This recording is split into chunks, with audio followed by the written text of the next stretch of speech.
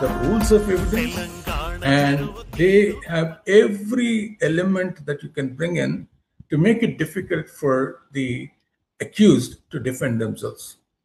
And it's important to kind of put a lot of the discussion here in the context of some of these acts, because in today's independent India, we are still facing the same kind of oppression that Bal Gangadhar Tilak onwards, many leaders in India had been facing. And in independent India, some really famous intellectuals from, Sri Sri to Charabandaraju to,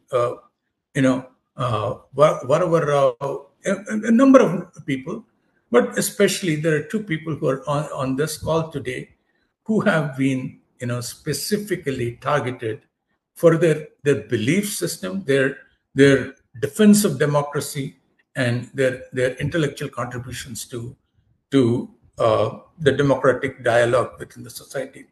Professor G.N. Sai Baba and Professor C. Kasim, both of whom will be speaking to us today. Interestingly, the law under which they have been charged, the Unlawful Activities Act, probably, they or Professor Haragopal can get into a lot more detail in terms of what this law is, what it has been designed to address. But as part of the tradition of being a democratic voice of dissent, we must understand what this is. If we do not, I think we are going to have a lot more Professor Kasims and a lot more Professor Sai Babas coming up amongst us.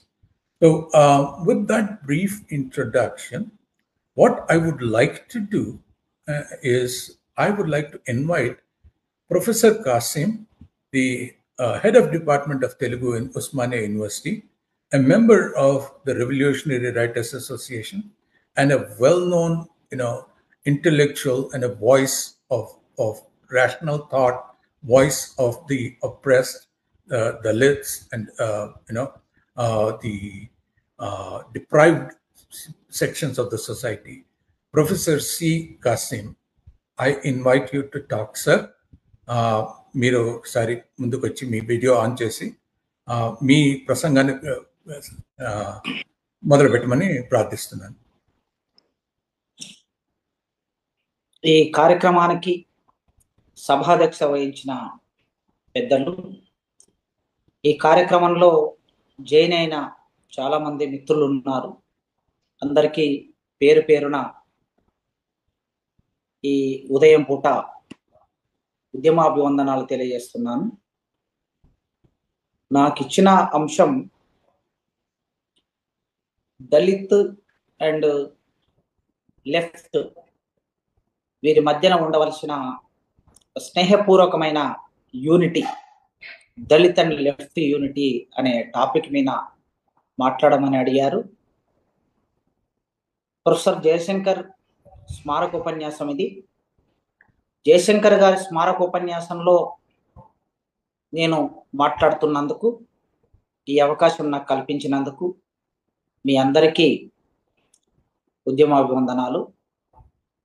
Jayashankar గారు తెలంగాణ ఉద్యమంలో ప్రారంభం నుంచి 1969 నుంచి తెలంగాణకు కావలసిన భావజాలపరమైన ప్రచారాన్ని విస్తృతంగా చేసి విద్యార్థులను, మధ్యతరగతి వర్గాన్ని, మేధావులను కూడగట్టి అనేక సంఘాలు నిర్మాణం చేసి ఆయన మొదటి నుంచి ఏ భావజాలంతో నిర్మాణమై ఉన్నాడు అదే భావజాలాన్ని చివరికంటూ కొనసాగించాడు.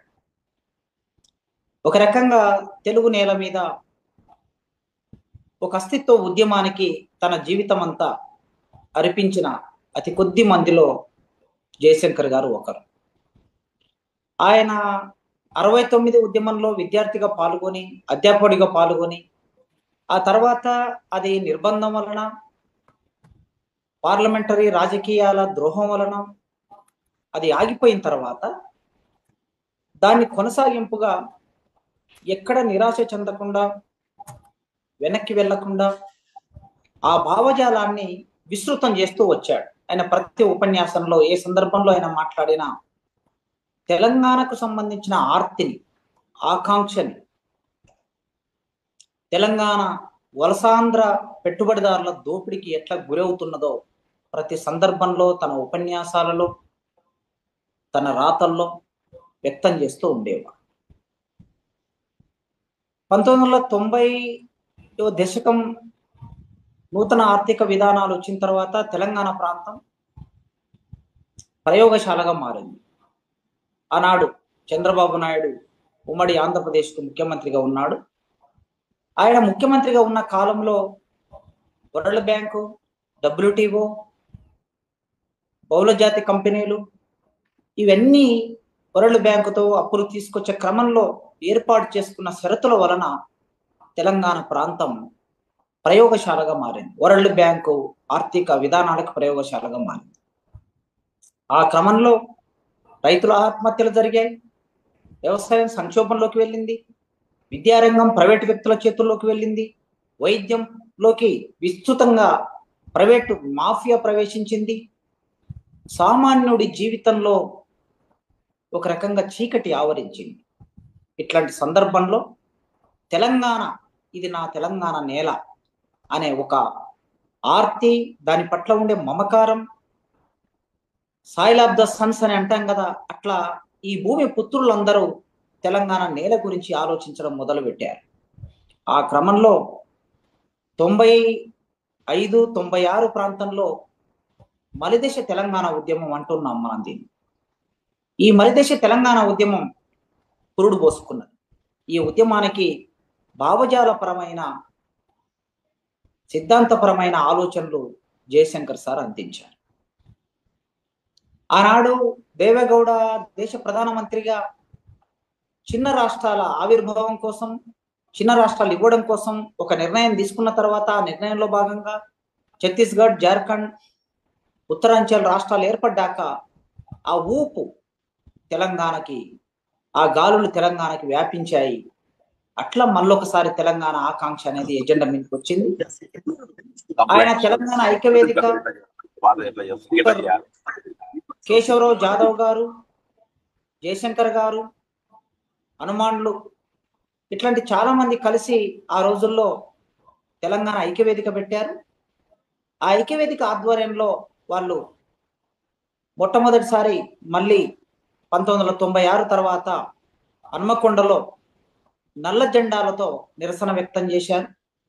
నవంబర్ 1వ తారీఖు, అంటే మామూలుగా ఆంధ్రప్రదేశ్ అనే రాష్ట్రం ఆవిర్భవించిన రోజు, తెలంగాణ ఆకాంక్షల్ని, తెలంగాణ గొంతుల్ని నొక్కివేసిన రోజుగా నిరసన కార్యక్రమం తీసుకొని కాళోజీ గారు, జయశంకర్ గారు నల్ల జెండాలతో ప్రదర్శన చేశారు హన్మకొండ పట్టణంలో. అప్పుడు మేమంతా విద్యార్థులు. సరిగ్గా అదే సమయంలో 96లోనే పీపుల్స్ వార్ పార్టీ ప్రత్యేక తెలంగాణ ప్రజాస్వామిక ఆకాంక్షలు అనే ఒక డాక్యుమెంట్ రిలీజ్ చేసింది. ఆ డాక్యుమెంట్ రిలీజ్ చేసినప్పుడు తెలంగాణ ప్రాంతం, దీని ఆకాంక్ష ఎంత బలమైంది, ఈ ప్రజల జీవితంతో ముడిపడి ఉన్న ఈ ఆకాంక్ష నెరవేరవలసి ఉన్నది. 69లో రాజకీయ ద్రోహం వలన, నిర్బంధం వలన ఆగిపోయింది. కనుక ఇవాళ తెలంగాణ కోసం ఇక్కడున్న బుద్ధిజీవులు, ప్రగతిశీల శక్తులు పోరాటం చేయవలసిన అవసరం ఉంది. తెలంగాణలో నీళ్లు, నిధులు, నియామకాలు, ఇక్కడి సహజ వనరులు కోస్తాంధ్ర పెట్టుబడిదారుల ప్రయోజనాల కోసం మాత్రమే ఉపయోగపడుతున్నాయనే అవగాహనని ఆనాటి పీపుల్స్ వార్ పార్టీ ఇచ్చింది. ఆ పీపుల్స్ వార్ పార్టీ ఇచ్చిన అవగాహన నేపథ్యంలో మరింత విస్తృతమైంది తెలంగాణ కోసం పోరాటం చేయాలని. ఎందుకంటే ఆనాడు తెలుగు నేల మీద పీపుల్స్ వార్ పార్టీ అవగాహన లేకుండా ఏ సమస్య ముందుకొచ్చినా ఈ విషయంలో వీళ్ళు ఏమనుకుంటున్నారు అనే మేధావులు, మధ్యతరగతి జీవులు ఎదురు చూసే ఒక సందర్భం ఉండేది. అందుకోసం పీపుల్స్ వార్ పార్టీ ఆ ఎజెండాను తీసుకురావటం, ఆ సర్క్యులర్ను విడుదల చేయటం అనేది ప్రత్యేక తెలంగాణ కోసం పోరాడే శక్తులకి బలాన్నిచ్చింది. మేము ఆలోచిస్తున్నది, మేము మాట్లాడుతున్నది న్యాయబద్ధమైనదే అనే అవగాహనని వారి డాక్యుమెంటు ఈ సమాజానికి అందించింది. ఆ క్రమంలోనే మీ అందరికీ తెలుసు, 1999 మార్చిలో 1997 ఆ ప్రాంతంలో భువనగిరి మహాసభ డిక్లరేషన్ జరిగింది. ఆ భువనగిరి డిక్లరేషన్లో తెలంగాణ ప్రాంతానికి జరుగుతున్న అన్యాయాన్ని గురించి మాట్లాడడానికి జయశంకర్ సార్ వచ్చారు. ఆ రోజు గద్దరన్న మొట్టమొదటి తెలంగాణ ఆయన పాట రాశాడు. ఆ తర్వాత మా రోజు వీరన్న నాయకత్వంలో సూర్యాపేట డిక్లరేషన్ ఆగస్టులో జరిగింది. భువనగిరి డిక్లరేషన్ ఇది మార్చిలో జరిగితే ఆగస్టులో బహుజన తెలంగాణ, సామాజిక తెలంగాణ కావాలనే ఆకాంక్షను మా రోజు వీరన్న నాయకత్వంలో ఉన్న తెలంగాణ మహాసభ వ్యక్తం చేసింది. తర్వాత డిసెంబర్ నాటికి వచ్చే నాటికి ఇవాళ నాతో సహా వక్తగా ఉన్న ప్రొఫెసర్ సాయిబాబా, జిఎన్ సాయిబాబా ఆ రోజు ఏఐపిఆర్ఎఫ్ అనే ఒక సంఘానికి ఆయన రాష్ట్ర కార్యదర్శిగా ఉన్నాడు. వాళ్ళు జాతుల సమస్య, ప్రత్యేక అస్తిత్వాల మీద, ప్రత్యేక రాష్ట్రాల ఆకాంక్షల మీద పనిచేస్తున్నారు. ఆ పనిచేసే క్రమంలో ఆయన ప్రధాన ప్రజాస్వామిక ఆకాంక్ష డిసెంబర్ 29-30 తారీఖులలో 97 డిసెంబర్ 29-30 తారీఖులలో తెలంగాణ ఆశ్చర్యపడేటట్టు ప్రొఫెసర్ సాయిబాబా నాయకత్వంలో ప్రత్యేక తెలంగాణ ప్రజాస్వామిక ఆకాంక్ష అనే సదస్సు జరిగింది. 2 లక్షల మందితో ఆ సదస్సు జరిగింది. ఆనాడు విప్లవోద్యమ శక్తులు ఆ సదస్సును విజయవంతం చేయడానికి చాలా ప్రయత్నం చేశాయి. ఈ ప్రయత్నం చేసే మేమందరం విద్యార్థులుగా భువనగిరి సభలో కానీ లేదా వరంగల్ డిక్లరేషన్ సభలో కానీ పాల్గొనటం అనేది మాకందరికి ఒక ఉత్తేజం ఇచ్చింది. అక్కడ ఆ సభల్లో కూడా జయశంకర్ తన భావజాలాన్ని, ఆ సభకు కావలసిన ఒక ప్రాతిపాదికను రూపొందించి భావజాల ప్రచారం చేశారు. 98 అక్టోబర్లో మేము తెలంగాణ స్టూడెంట్ ఫ్రంట్ పెట్టినప్పుడు ఈ తెలంగాణ స్టూడెంట్ ఫ్రంట్ అవగాహన తరగతులు పోచంపాడులో, నిజామాబాద్ జిల్లా పోచంపాడులో మేము ఒక 4 రోజుల అవగాహన తరగతులు ఏర్పాటు చేసుకుంటే ఆ అవగాహన తరగతులకి ప్రొఫెసర్ జయశంకర్ వక్తగా వచ్చాడు. మాతో ఒక రోజంతా గడిపి తెలంగాణ కోసం విద్యార్థులు పోరాడవలసిన అవసరాన్ని, విద్యారంగంలో తెలంగాణకు జరుగుతున్న అన్యాయాన్ని చాలా వివరంగా చెప్పాడు. అట్లా వారితో వ్యక్తిగతంగా దగ్గరగా మాట్లాడే అవకాశం 98లో నాకు లభించింది. ఆ తర్వాత ఆయన అమరుడయ్యే వరకు రెగ్యులర్గా కలుసుకోవటం, వివిధ ఉద్యమాల్లో తెలంగాణ కోసం జరిగే పోరాటంలో, అనేక పోరాటాల్లో ఒకే వేదిక మీద మేము ఇద్దరం కలిసి మాట్లాడటం కావచ్చు, లేదా భావాలు పంచుకోవటం కావచ్చు, ఇట్లాంటివన్నీ చేశాం. సరే, తెలంగాణ పోరాటం మొదలైంది 96లో. నిజానికి ఇప్పుడు నేను చెప్పిన ఈ చరిత్ర క్రమం అంతా చూసినప్పుడు ఇవాళ తెలంగాణ రాష్ట్రాన్ని పరిపాలిస్తున్న వాళ్ళైనా, గతం 10 ఏళ్ళు పరిపాలించిన వాళ్ళైనా ఎవ్వరు కూడా ఇప్పుడు నేను చెప్పిన చరిత్రలో భాగంగా లేరు. వీళ్ళందరూ కూడా 2001 తర్వాత తెలంగాణ సమాజంలోకి, సంవాదంలోకి వచ్చినటువంటి వాళ్ళు. కనుక జయశంకర్ గారు తెలంగాణ నేల మీద ఒక బహుజన సమూహంలో, బహుజన కుటుంబంలో పుట్టి ఉన్నత చదువులు చదువుకొని తాను నమ్మిన విశ్వాసం తెలంగాణ రాష్ట్రం, ఆ రాష్ట్రం కోసం జీవితం అంతా అర్పించి ఆయన అమరుడయ్యారు అర్థాంతరంగా. నిజంగా ఆయన బతికి ఉండి ఉంటే తెలంగాణ సమాజాన్ని, తెలంగాణ రాష్ట్రం ఏర్పడిన తర్వాత ఇవాళ జరుగుతున్న ఈ విషయాల మీద ఆయన ఎట్లా స్పందించేవాడో మనం అందరం చూసేవాళ్ళం. కానీ ఆయన అనారోగ్యంతో చనిపోయాడు. తెలంగాణ ఉద్యమంలో ప్రధానంగా కింది వర్గాలు పాల్గొన్నాయి. 1996 నుంచి మొదలు పెడితే మీరు 1996లో ప్రారంభమైన ఉద్యమానికి నాయకత్వాన్ని అంతా చూడండి. మీరు 96లో భావజాల ప్రచారానికి, సిద్ధాంతపరమైన ఆలోచనని, పుస్తకాలను ఇచ్చినవాడు ప్రొఫెసర్ జయశంకర్, ఒక బహుజన సమూహానికి చెందినవాడు. అదేవిధంగా వరంగల్ డిక్లరేషన్ సభకి నాయకత్వం వహించిన వాడు ప్రొఫెసర్ సాయిబాబా, ఒక బహుజన సమూహానికి చెందినవాడు. మా రోజు వీరన్న బహుజన సమూహానికి చెందినవాడు. 1998 జూలైలో తెలంగాణ జనసభ ఏర్పాటు చేస్తే ఆ జనసభకు నాయకుడు, కన్వీనర్ ఆకుల భూమయ్య బహుజన సమూహానికి చెందినవాడు.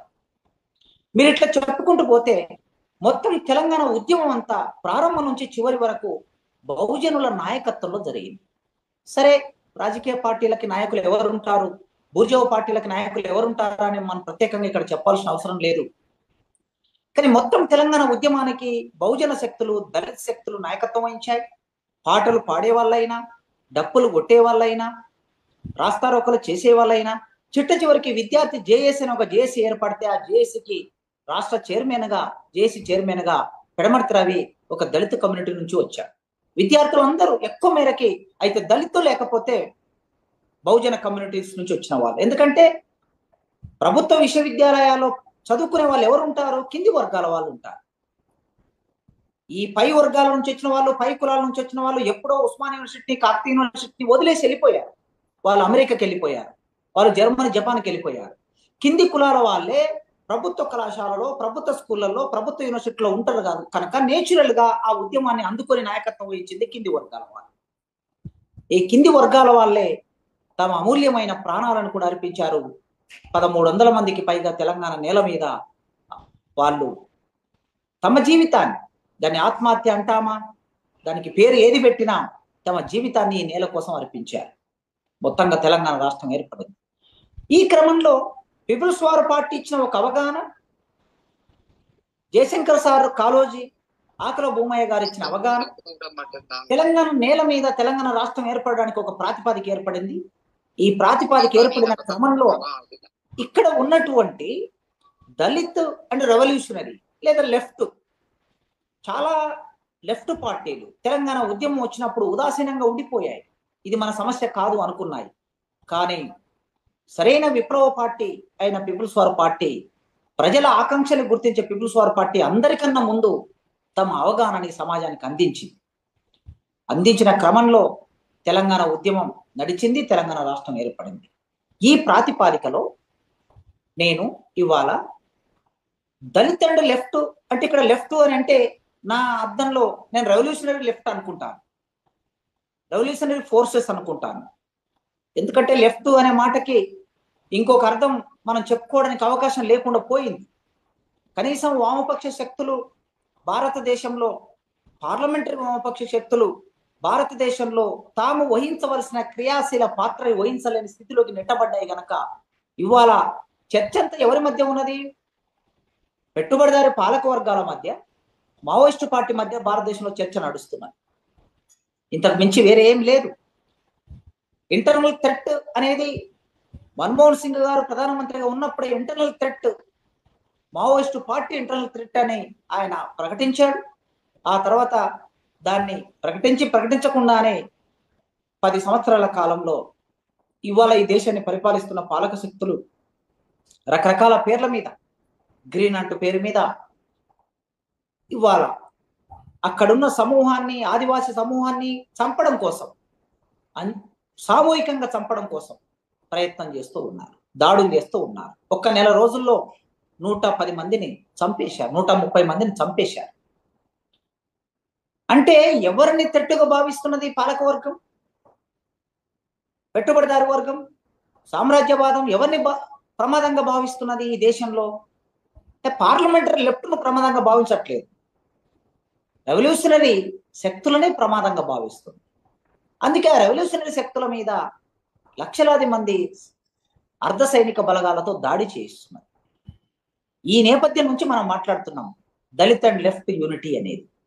ఈ దేశంలో దళిత్ అంటే డాక్టర్ బిఆర్ అంబేద్కర్ తప్పనిసరిగా మనకు గుర్తుకొస్తాడు.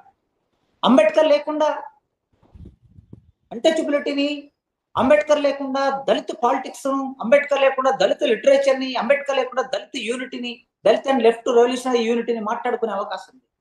కనుక భారతదేశంలో, ప్రపంచంలో పేదరికము, ప్రపంచంలో దోపిడీ, కార్మిక వర్గము, పెట్టుబడిదారు వర్గము, చారిత్రక భౌతికవాదము, గతితార్కిక భౌతికవాదము అనే ఒక భావనని సమాజానికి అందించి, కమ్యూనిస్టు మేనిఫెస్టోని కార్మికుల చేతులకు అందించి కార్మిక వర్గం విజయం సాధిస్తుందనే ఒక నమ్మకాన్ని, విశ్వాసాన్ని కార్ల్ మార్క్స్ ఇట్లా ఇచ్చాడు. భారతదేశంలో కుల నిర్మూలనకు సంబంధించిన అవగాహనని డాక్టర్ బిఆర్ అంబేద్కర్ ఇచ్చాడు.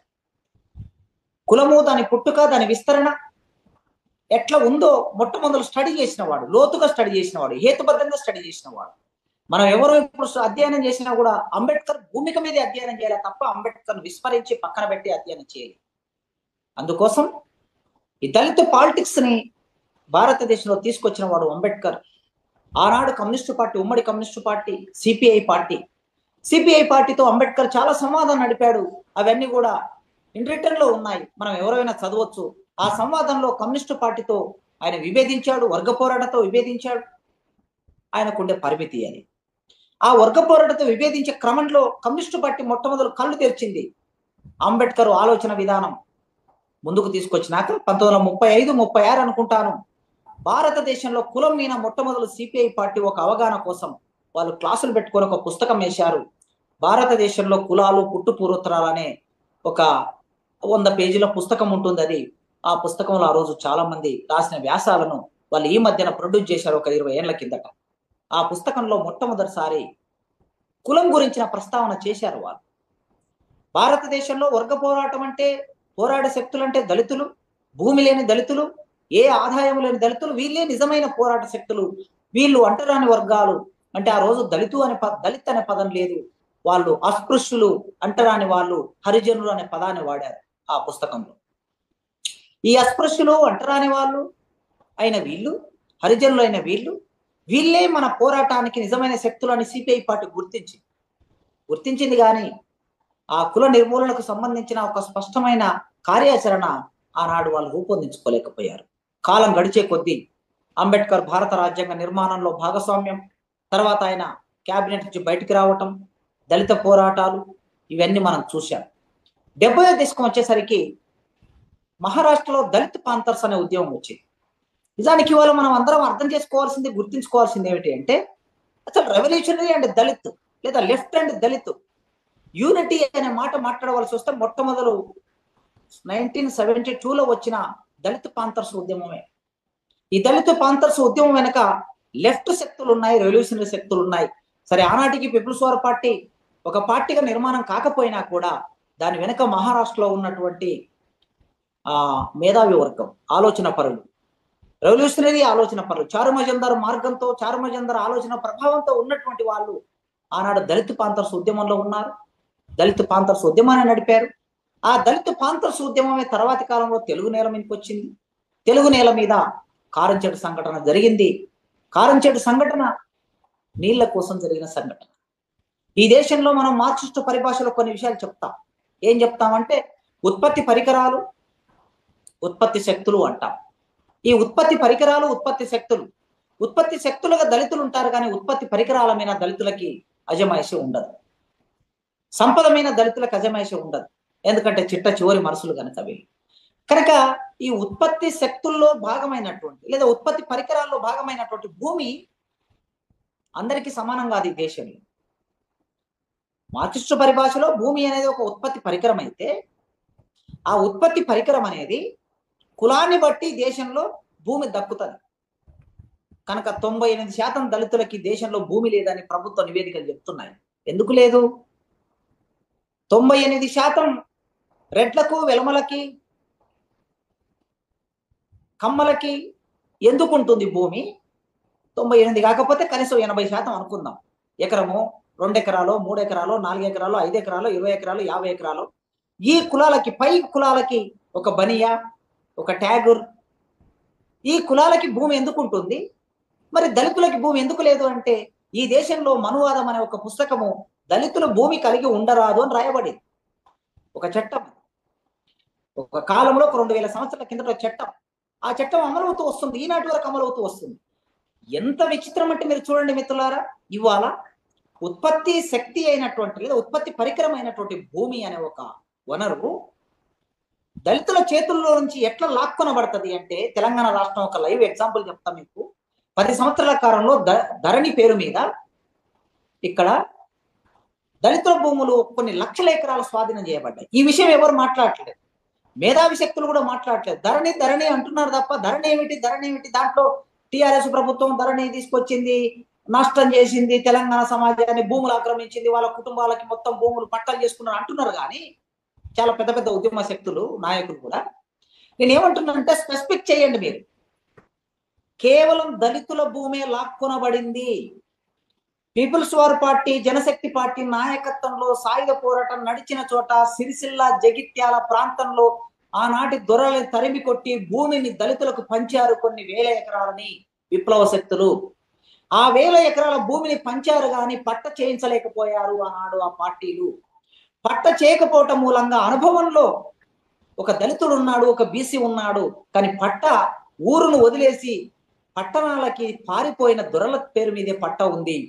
కేసీఆర్ చేసినటువంటిది ఏమిటంటే, ధరణి పేరు మీద అనుభవదారుడి కాలం తీసేసి అక్కడ పట్టాదారుడు కాలం మాత్రమే ఉంచటం మూలంగా మళ్ళీ పట్టాదారుడు ఆ భూమి అంతా వాళ్ళ స్వాధీనంలోకి వెళ్ళిపోయింది. ఇది ఒక సర్వే జరగవలసిన అవసరం ఉంది.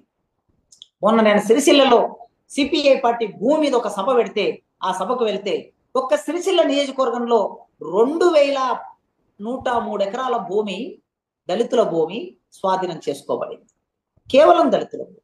ఒక్క నియోజకవర్గంలో 2000 ఎకరాలు అంటే 119 200 ఎకరాలంటే మీరు మొత్తం 119 నియోజకవర్గాలు చూడండి ఒక్కసారి లెక్కేసుకొని యావరేజ్గా ఎంత భూమి పోయి ఉంటుందో ఒకసారి లెక్కేస్తే మనకు అర్థమవుతుంది. ఇక్కడ వనరు అనేది, భూమి అనేది ఒక ఉత్పత్తి పరికరం దళితుల చేతుల్లోంచి ఈజీగా లాక్కొనబడుతుంది.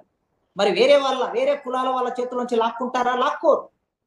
నీకు గ్రామ పంచాయతీ కట్టాలంటే దళితుల భూమి, రైతు వేదిక కట్టాలంటే దళితుల భూమి, వైకుంఠ ధామం కట్టాలంటే ఆ వైకుంఠ ధామానికి మాకు ప్రవేశమే ఉండదు. అసలు వైకుంఠ ధామం కట్టాలంటే దళితుల భూమి, విలేజ్ పార్కు కట్టాలంటే దళితుల భూమి, చిట్ట చివరికి సెక్రటరీ అదేది మన కలెక్టరేట్ కట్టాలంటే, ఎస్పీ ఆఫీస్ కట్టాలంటే దళితుల భూమి అప్పనంగా లాగేసుకొని భవనాలు నిర్మాణం చేసుకున్నారు. అంటే ఈ దేశంలో ఉత్పత్తి పరికరం దళితులకి సమానం కాదు. నీరు పంచభూతాలు అంటాం, పంచభూతాల్లో భూమి ఒకటి, పంచభూతంలో అగ్ని ఒకటి, పంచభూతంలో నీళ్లు ఒకటి. నీళ్లు కూడా దళితులకు సమానం కాదు.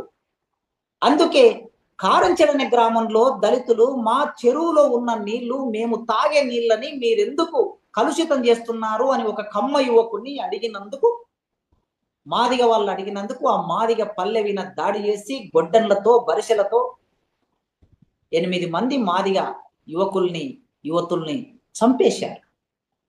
1985 జూలై 17వ తారీఖు నాడు జరిగింది. ఈ సంఘటన ఎప్పుడైతే జరిగిందో అప్పుడు దళితులు, దళిత మేధావులు, దళిత రచయితలు, దళిత కవులు, దళిత కళాకారులు మా పరిస్థితి ఎక్కడుంది ఈ దేశంలో అంటే, మేము విప్లవోద్యమంలో పాల్గొన్నా, మేము కమ్యూనిస్ట్ ఉద్యమంలో పాల్గొన్నా, మేము రకరకాల ఉద్యమాల్లో పాల్గొన్నా, చిట్ట చివరికి మా పరిస్థితి ఏంటంటే నీళ్లను అడిగినందుకు మమ్మల్ని చంపేస్తారు ఈ దేశంలో. నీళ్లను అడిగినందుకు దళితుని కాకుండా ఇంకో కులాన్ని చంపేసినట్లుగా మీరు భారతదేశ చరిత్రలో ఎవరైనా ఎక్కడైనా ఒక ఉదాహరణ చూపించగలరా? నాకు చూపించలేరు. అంటే దళితులని ఎవరైనా చంపొచ్చు, ఎందుకైనా చంపొచ్చు, కారణం లేకుండా కూడా చంపొచ్చు. అప్పుడు రెవల్యూషనరీలో భాగంగా ఉన్న విప్లవ రచయితల సంఘంలో భాగంగా ఉన్న చాలా మంది దళిత రచయితలు, సలంద్రతో సహా, కలెక్కూరి ప్రసాద్తో సహా దళిత రచయితలు, జననాట్య మండలి నాయకుడిగా ఉన్నటువంటి గద్దర్తో సహా ప్రతి ఒక్కరూ ఈ నేల మీద మా పరిస్థితి నీళ్ళని అడిగితే చంపేస్తారు, ఈ దేశంలో ఇక్కడున్నాం మేము అని అప్పుడు వాళ్ళందరూ రెవల్యూషనరీ ఫ్రంట్ లో ఉన్న వాళ్ళందరూ తమ ఆవేదనని బయటికి వ్యక్తం చేశారు. సలంద్ర రాసిన దళిత మేనిఫెస్టో ఇక్కడున్న కొద్ది మంది అయినా చదివి ఉంటారు. ఒక్కొక్కడు ఒక్కొక్కలాగా ఆయన యూనిటీని, పోయిటరీలో యూనిటీని, ఇది దళిత్ అండ్ రెవల్యూషనరీ యూనిటీని ఎట్లా వ్యక్తం చేశాడో చూడండి. ఒకడు చండాలుడు అంటాడు, ఒకడు అంటరాని వాడంటాడు, ఒకడు ముట్టరాని వాడంటాడు. ఎవడు ఎలా పిలిస్తే నాకేం, నేను ఒక నక్సలైట్ అయినప్పుడు అని రాశాడు ఆయన. అంటే ఇక్కడ ఒక దళిత్ పోయెట్టు తన జీవితాన్ని, విముక్తిని ఎక్కడ కోరుకుంటున్నాడు? నక్సలైట్ ఉద్యమంలో తన విముక్తిని కోరుకుంటున్నాడు. ఆ విముక్తిని కోరుకునే ఒక క్రమం అక్కడ ఉన్నది.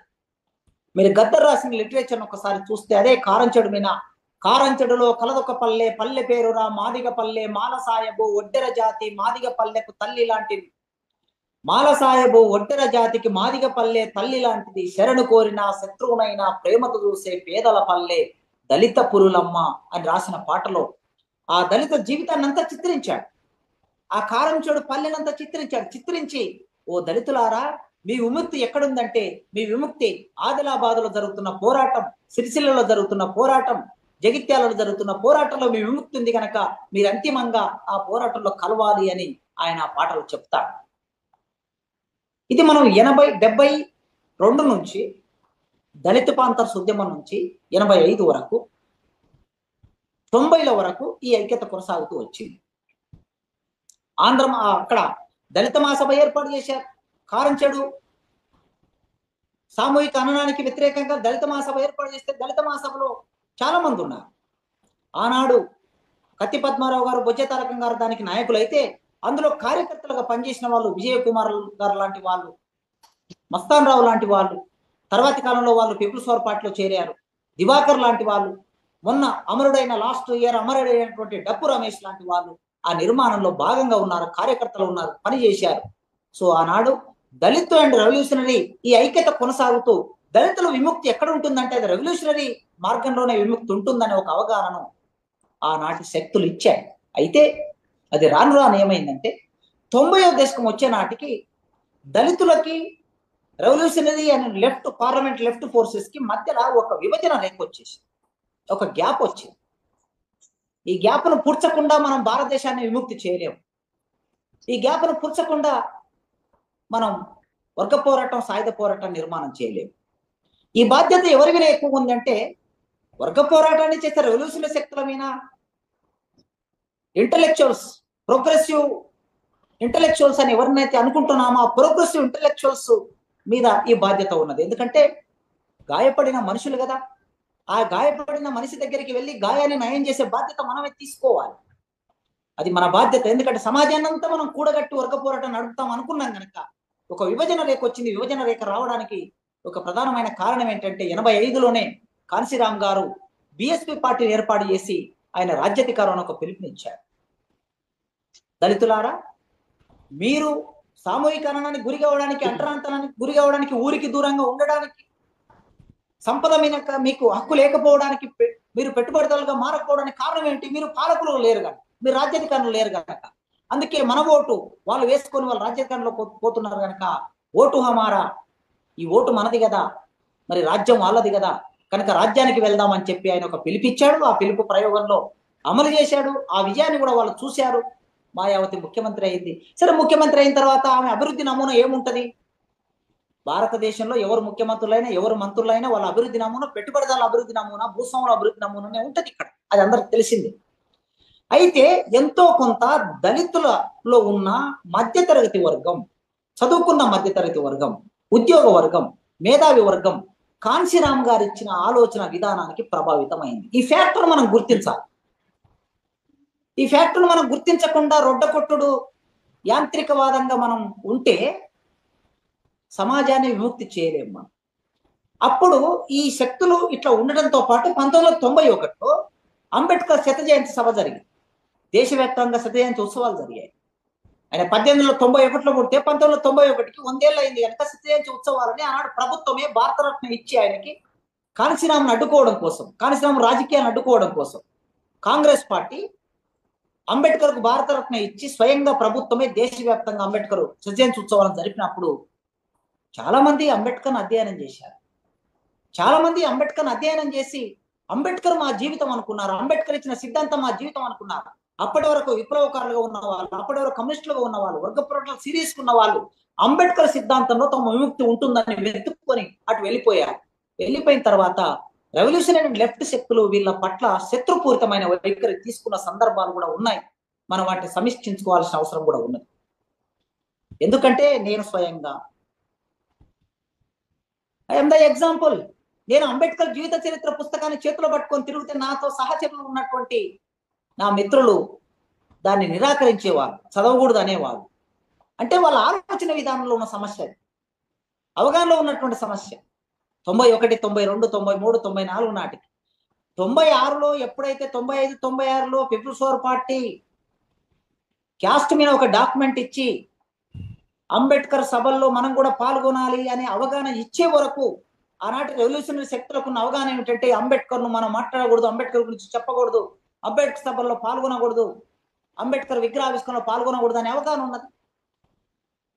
అంటే దాని వలన ఏమైపోయిందంటే నిన్నటి వరకు మనతో పాటు ఉన్నటువంటి ఒక శక్తి అంబేద్కర్ ఆలోచన విధానంలోకి వెళ్ళిపోయేసరికి వాళ్ళ పట్ల శత్రుపూరితమైన ఒక వైఖరి తీసుకోవటం మూలంగా ఆ దళిత శక్తులకి, రెవల్యూషనరీ శక్తులకి ఒక పెద్ద ఎడం ఏర్పడింది. సరిగ్గా జనశక్తి పార్టీలో మారోజు వీరన్న ఇదే లైన్ మీద దళిత బహుజన నాయకత్వంలో విప్లవ పార్టీ ఉండాలనే అవగాహనతో ఆయన జనశక్తి పార్టీ నుంచి విడిపోయాడు. ఇది ఒక సంఘటన జరిగింది. అంటే మొత్తంగా మనం 90వ దశకం చూస్తే 91 నుంచి 95, 96 వరకు చూస్తే దళిత అండ్ రెవల్యూషనరీ లెఫ్ట్ శక్తుల మధ్యన యూనిటీ అనేది డిస్టర్బ్ అయ్యింది. ఆ యూనిటీని తీసుకురావడానికి ఇవాళ మనం అందరం ప్రయత్నం చేయవలసిన అవసరం. ఆ ప్రయత్నంలో భాగంగా ఏం చేయాలి? దళితులు అనేక రకాల దళితుల మీద దాడులు జరుగుతున్నాయి దేశవ్యాప్తంగా. ఇవాళ ఫాసిజం అనేది దేశాన్ని ఆవరించి ఉంది. ఫాసిజం దేశాన్ని పరిపాలిస్తున్నది. ఒక హిట్లర్ లాగా, ఒక ముస్సోలిని లాగా దేశాన్ని తన ఉక్కు పిడికల్లోకి తీసుకున్నది. ఈ తీసుకున్న సందర్భంలో దాడులకు గురవుతున్న వాళ్ళు ఎవరు? మెజార్టీగా ఆదివాసులు, దళితులు. ఆదివాసులు ఎందుకు? తమ వనరులని కాపాడడం కోసం ఈ దేశం అడుగుతున్నందుకు, దేశ సంపదని కాపాడడం కోసం పోరాటం చేస్తున్నందుకు ఆదివాసులు వాళ్ళకి టార్గెట్ అయ్యారు ఫాసిజానికి. దళితులు ఎందుకు టార్గెట్ అయ్యారు? దళితులు ఆల్టర్నేటివ్ ఆలోచనతో ఉన్నారు ఈ దేశం. ఆల్టర్నేటివ్ ఆలోచన అంటే అంబేద్కర్ ఆలోచన. ఫాసిజాన్ని, హిందుత్వ ఫాసిజాన్ని దళితులు అంగీకరించరు గనక దళితులు టార్గెట్. అందుకే ఆదివాసుల మీద దాడులు జరుగుతున్నాయి, దళితుల మీద దాడులు జరుగుతున్నాయి. మనం గమనిస్తే దేశవ్యాప్తంగా. మిగతా వాళ్ళ మీద దాడులు అంటే మిత్రులారా, కొద్దిమందిని అరెస్ట్ చేయొచ్చు. మేధావి వర్గంగా ఉన్నటువంటి దళిత రెవల్యూషనరీ శక్తులకు సపోర్ట్ గా ఉన్నటువంటి మాలాంటి కొద్దిమంది మేధావులను, పిడికెడు మంది మేధావులను అరెస్ట్ చేసి జైల్లో పెట్టొచ్చు, నిర్బంధం చేయొచ్చు. ఏదో విధంగా గొంతున్నటువంటి వాళ్ళం కనుక, గుర్తింపు ఉన్నటువంటి వాళ్ళం కనుక, మాలాంటి గురించి సమాజం ఎంతో మాట్లాడుతుంది కనుక మాకెంతో కొంత ఫెసిలిటీ ఉంటుంది, బయటకు రావడానికి అవకాశం ఉంటుంది, కోర్టులు కూడా వింటాయి. కానీ వేలాది మంది ఆదివాసులను తీసుకెళ్లి జైల్లో కుక్కుతే అనామకంగా జైల్లో రోజుల తరబడి 10 ఏళ్ళు, 20 ఏళ్ళు, 30 ఏళ్ళు జైల్లోనే మగ్గిపోతున్నారు. వాళ్ళ గురించి ఎవరు మాట్లాడాలి? దళితుల్ని అరెస్టులు చేసి, దళితులని కేసులు పెట్టి, దాడులు చేసి ఎక్కడికక్కడ వాళ్ళని చంపేస్తున్నారు. వాళ్ళ గురించి ఎవరు మాట్లాడాలి? మనమే మాట్లాడాలి. వాళ్ళ గురించి హిందుత్వ ఫాసిజం మాట్లాడదు, వాళ్ళ గురించి కాంగ్రెస్ మాట్లాడదు. ఎందుకంటే దళితుల గురించి మాట్లాడితే అగ్రకులాల ఓట్లు మేము కోల్పోతాం అనుకుంటారు. బీఆర్ఎస్ మాట్లాడదు, బీజేపీ మాట్లాడదు.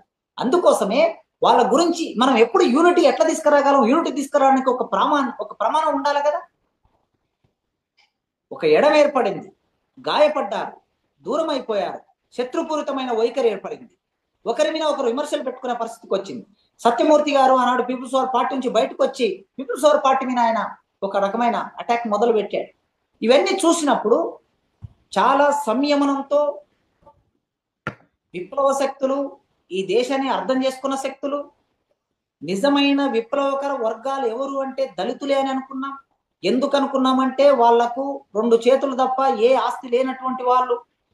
Go to the villages program తీసుకున్నప్పుడు మనం దళితుల ఇళ్లలోనే ఉండాలి, వాళ్ళ ఆహార పదార్థాలు తినాలి, వాళ్ళతో స్టే చేయాలనుకున్నాం, చేశాం, వాళ్ళతో పాటే ఉన్నాం. మనకి ఎందుకంటే ఊరికి చివరన ఉండే ఇండ్లు ఎవరు అంటే దళితుల ఇండ్లే. ఆ ఊరికి చివరన్న ఇండ్లు మాత్రమే మనకు షెల్టర్ జోన్స్. మరి అట్లాంటి షెల్టర్ జోన్స్ ఉన్నటువంటి ఆ దళితులు ఇవాళ దూరం అయిపోయారు కనుక ఉద్యమం అనేక సవాళ్ళను ఎదుర్కొంటున్నది. ఈ సందర్భంలో మేధావి వర్గమైన, ప్రజా సంఘాలైనా, రెవల్యూషనరీ శక్తులైనా, లెఫ్ట్ శక్తులైనా దళితులు భూమి సమస్య ఎదుర్కొంటున్నారు, దాని మీద మాట్లాడాలి. ఇవాళ ఎస్సీ రిజర్వేషన్ వర్గీకరణ అనే ఒక సమస్య, ఉపవర్గీకరణ, దళితుల్లో వితిన్ ద దళితుల్లో ఇంకా అత్యంత వెనుకబడినటువంటి దళితులు తమ హక్కు కోసం 30 ఏళ్ళు పోరాటం చేస్తున్నారు. ఆ 30 ఏళ్ల పోరాట నేపథ్యంలో సుప్రీంకోర్టు తీర్పిచ్చింది. ఆ తీర్పిచ్చిన నేపథ్యంలో మౌనంగా కాదు మనం ఉండవలసింది. వాళ్ళని ఇగ్నోర్ చేసుకోవాలంటే మనం మాట్లాడాలి. బూర్జోవా పార్టీలు వాళ్ళని గెలుచుకోవడం కోసం, వాళ్ళ మన్నల్ని పొందడం కోసం బూర్జోవా పార్టీలు పోటీ పడుతుంటే మరి మనం ఎక్కడున్నాం అనేది ఒక ప్రశ్న వేసుకోండి. ఇప్పుడు వర్తమానంలోనే మన కళ్ళ ముందు ఉన్నటువంటి విషయం కదా, ఎందుకు మౌనంగా ఉన్నాం అనేది ఒక ప్రశ్న వేసుకుంటే అర్థమవుతుంది. ఒకవైపు బీజేపీ, ఒకవైపు కాంగ్రెస్, స్వయంగా రాష్ట్ర ముఖ్యమంత్రి నిండు అసెంబ్లీలో మేమే చేస్తాం వర్గీకరణ ఇంత ముందుకు వస్తూ ఉంటే, వాళ్ళంతా ఉబలాట పడుతూ ఉంటే మనం మాత్రం నిమ్మకు నీరెత్తినట్టు ఉండటం అనేది ఇది ఆ శక్తులని మరింత దూరం చేస్తుంది. కనుక మనం మెదడులో ఎక్కడనో ఒక పరిమితి గీసుకొని ఆ పరిమితిని దాటకుండా కొన్ని ఇగోలకు గురై ఉన్నామేమో అనిపిస్తూ ఉంటది. వాటన్నిటిని దాటి భూమి సమస్య మాట్లాడాలి, దళితుల మీద దాడుల గురించి మాట్లాడాలి, వాళ్ళ ఉద్యోగాల గురించి మాట్లాడాలి, రిజర్వేషన్ గురించి మాట్లాడాలి. కేవలం మాట్లాడడం అంటే ప్రెస్ మీట్లు పెట్టి మాట్లాడడం కాదు, కార్యాచరణ ఉండాలి మన దగ్గర. కార్యాచరణ మాత్రమే మనుషులు ఏకం చేస్తుంది, ఒకటిగా మారుస్తుంది.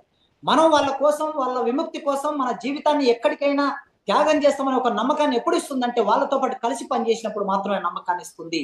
అట్లాంటి నమ్మకాన్ని దేశవ్యాప్తంగా విస్తృతం చేయడంలో భాగంగా దళితుల మనసుల్ని మళ్ళీ మనం చురగొనగలుగుతాం. వాళ్ళ ప్రేమను చూరగొనగలుగుతాం. ఆ నమ్మకం ఉంది నాకు. అంతిమంగా మళ్ళీ దళితులకు విముక్తి ఎక్కడుంది? ఎక్కడుందంటే భూమి రావాలంటే వర్గ పోరాటమే నడవాలి. భూమి రావాలంటే ప్రభుత్వాలు ఇవ్వలేవు. భూమి రావాలంటే దళితులకి 3 ఎకరాల భూమి ఇస్తా అని హామీ ఇచ్చినటువంటి వాళ్ళు భూమి ఇవ్వలేరు.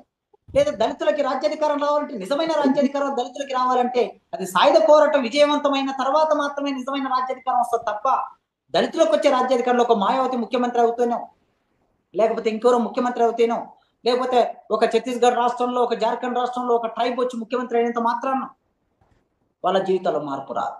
వాళ్ళ జీవితాల్లో మార్పు రావాలంటే వర్గ పోరాటం నడవాలి. వర్గ పోరాటం నడిచిన క్రమంలో వాళ్ళ అధికారంలోకి వస్తారు. అధికారంలోకి వచ్చినప్పుడు ఉత్పత్తి శక్తుల మీద, సంపద మీద ఎప్పుడైతే దళితులకి అధికారం వస్తుందో అప్పుడే దళితులకు నిజమైన విముక్తి ఉంటుంది. నిజమైన అర్థంలో ఆ విముక్తిని సాధించడంలో లెఫ్ట్ శక్తులే, రెవల్యూషనరీ శక్తులే ప్రధానంగా ఉంటాయి. వాళ్ళు లేకుండా మీ విముక్తి సాధ్యం కాదు అనే విషయాన్ని మనం విస్తృతంగా ప్రజల్లోకి తీసుకెళ్ళినప్పుడే ఇది సాధ్యమవుతుంది. ఆ క్రమంలో ఇవాళ తెలంగాణ విద్యావంతుల వేదిక, అమెరికాకు సంబంధించినటువంటి మిత్రులందరూ ఈ టాక్ను ఏర్పాటు చేసి ప్రొఫెసర్ జయశంకర్ గారి స్మారకంలో భాగంగా ఈ కార్యక్రమాన్ని నిర్వహించి నన్ను ఆహ్వానించారు. 4 మాటలు మాట్లాడే అవకాశాన్ని కల్పించారు. మీ అందరికీ పేరు పేరున ఉద్యమాభివందనాలు తెలియజేస్తూ, నాకు ఆదిలాబాద్లో ఒక మీటింగ్ ఉన్నది, నేను వెంటనే బయలుదేరవలసి ఉన్నది కనుక మీరు నాకు పర్మిషన్ ఇస్తారని నేను కోరుకుంటూ ముగిస్తున్నాను. ధన్యవాదాలండి ప్రొఫెసర్ కాసిం గారు. చాలా క్లిష్టమైన విషయాన్ని చాలా చక్కగా చెప్పారు. మీరు చెప్పిన మాటల్ని చాలా టూకీగా నేను ఇక్కడ ప్రజలు రిక్వెస్ట్ చేసిన దాని మీద నేను ఇంగ్లీష్లో కొంచెం తర్జుమా చేస్తాను. మాటకు మాట కాదు, జస్ట్ ఒక స్థూలంగా ఒక ప్రెస్ ఇలాగే చెప్తాను. So ladies and gentlemen, Professor Kasim had given a very eloquent speech talking on the topic of the unity between the Dalit and Bahujan movement and the left movement. And he used the evolution of the Telangana movement as the foundation for how this has been working together. And because this is actually a Professor Jayashankar Memorial Lecture Series, he started with talking about how Professor Jayashankar provided the ideological foundation for the struggle of the Telangana people to self-determine and have their own state and create the progress that has been achieved in the last 10-15 years. And he, with very good, interesting examples, he talked about how at every stage of that movement and that struggle, it was the Dalits and the Bahujans who led the way, who provided both the core strength of the movement as well as its ideological foundation. And at every stage, at every major turn of the movement, they have made some aeons of contribution.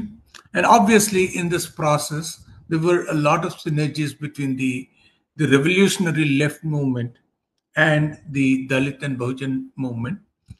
And then he went on to talk about how over time a rift kind of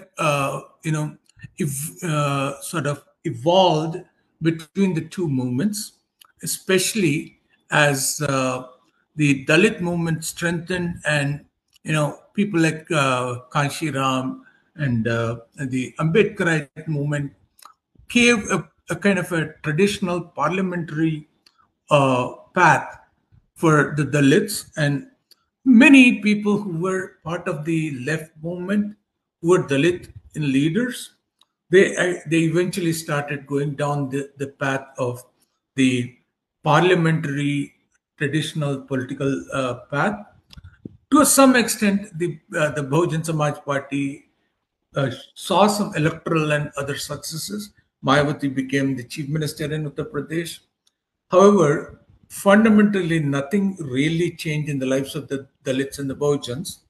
And so Professor Kasim's thesis here is the true progress for the Dalits can only occur through the revolutionary struggle, the revolutionary process. And he said the rift was caused for various factors which started pulling these Dalit people away from the left movement. But it's the responsibility of the leadership of the left movement to bring them back into the fold and make sure that the movement proceeds further. Because just as the Dalit progress and liberation can only happen in the context of revolutionary struggle, the revolutionary struggle can only happen with the contributions and leadership of the Dalit movement. And so he is basically giving a very passionate statement of how the revolutionary movement of today has to take up the leadership and bring the Dalit movement back into the fold. I think he covered a lot more ground than what I've said, but this is a very brief summary of what Professor Kasim has been talking. Professor గారు, నేను చెప్పిన దాంట్లో ఏదైనా gaps కానీ ఏదైనా ఉంటే నన్ను క్షమించండి. జనాలు అడిగిన దాన్ని బట్టి నేను చాలా క్లుప్తంగా నేను ఒక సమ్మరీ కింద చెప్పాను. So if anybody has any questions, happy to answer.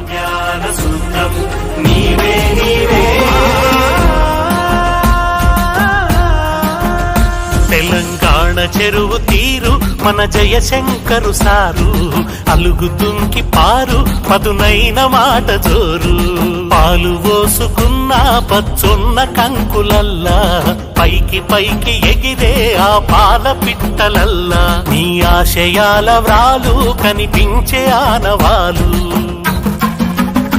Telangana చెరువు తీరు మన జయశంకరు సారు, అలుగుతుంకి పారు పదునైన మాట జోరు.